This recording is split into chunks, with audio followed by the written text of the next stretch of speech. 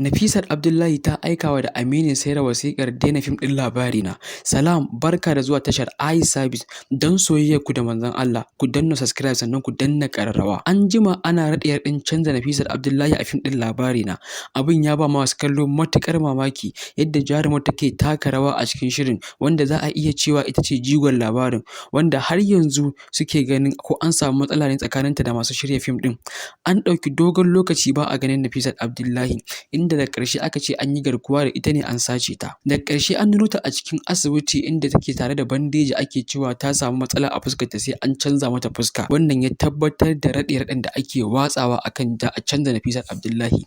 Ranar 1 ga watan 1 shekara ta 2022, jarumar ta rubuto doguwar wasiƙa cikin harshen Turanci zuwa ga Aminu Saira, daraktan shirin ɗin Labarina, take cewa, "Na rubuta wannan wasiƙar ne domin na sanar da kai na daina fitowa a cikin fim ɗin Labarina.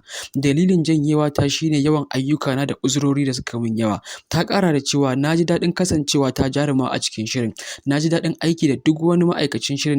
Ina godiya gare ka da duk wanda muka yi tarayya a cikin aikin Labarina. Inda rai lokaci ya bani dama zan dawo. Zuwa ga 'yan kallo, mabiyana, masoyana, na gode da dukkan goyon baya da kuka bani. Na gode, taku Nafisat Abdullahi." A ƙasar wasiƙar ta ƙara da cewa, "Labarina project ne da nake alfahari da shi a duk inda na shiga. Saira Movies kamar kamfanina ne saboda mun daɗe muna aiki tare. Ina cike da baƙin cikin sanar da ku ba zan ci gaba da aikin Labarina ba. Dalilina kuwa shine rashin samun lokacina yadda ya kamata. Ina da business da nake gudanarwa, ga makaranta da nake yi, sannan ga kamfanina da nake gudanarwa.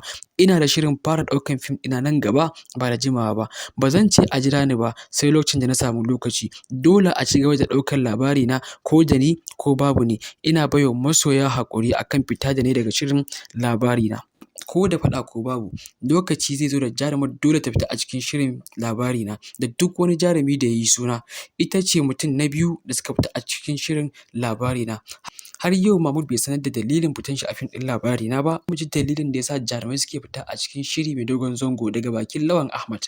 Da ai halin duk lokacin da za a ɗauki fim mai dogon zango, ma'ana series, to idan ka ce za ka ɗauki jaruman da aka sani fitattu, to akan zo za a iya samun matsala.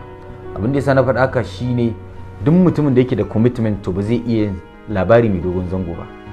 To duk jarumin da yake da commitment ba za ka iya saka shi ka samu abin da kake so a fim mai dogon zango ba. Shin ko hakan ya yi wa masoyanta daɗi? Bari mu garzaya comment section domin mu ji daga bakinsu. Wani mutum official Haidar cewa ya, "Inna lillahi wa inna ilaihi raji'un. Ni kan na shiga uku. Allah ya sa hakan shine mafi alkhairi." Wata Khadija cewa ta yi, "Shirin ba zai ƙara daɗi ba idan har babu ke, dan Allah ki sake tunani." Faisal Rabi cewa yi, "Dan Allah ki tsaya, wallahi in baki ba zan ƙara kalla ba." To fa, Nafisat Abdullahi dai ta tafi.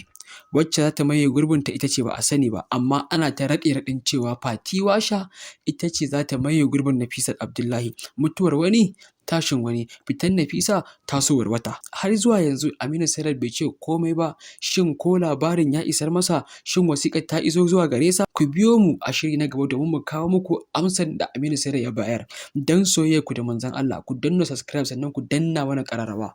iService.